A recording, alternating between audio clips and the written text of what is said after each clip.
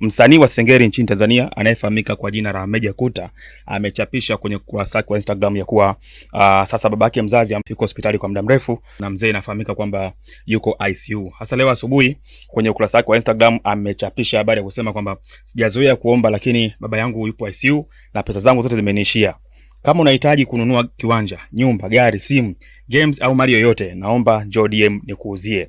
Nahitaji keshi haraka sana kwa ajili ya matibabu ya baba yangu, tafadhali.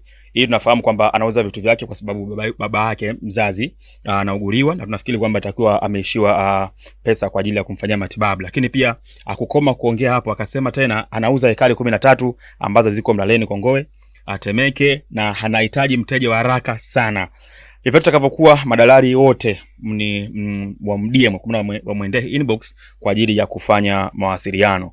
Sasa kama tunavyofahamu, wasanii huyu ameweza kujiweka wazi ya kuwa anauza vitu vyake, lakini kuna wasanii wengine wanakuwa hawapati nafasi ya kusema vitu kama hivyo kwa kuogopa fedheha ama aibu, lakini huyu ameweza kujilipua kwa kuamua kuuza vitu vyake au mali zake kwa ajili ya kuokoa uhai wa baba yake. Lakini pale chini alisema kwamba haogopi kupoteza kitu chochote, na kupoteza kitu chochote, asibaki na kitu chochote kwa maana, lakini heri aokoe uhai wa baba yake kuliko kubaki na mali zake.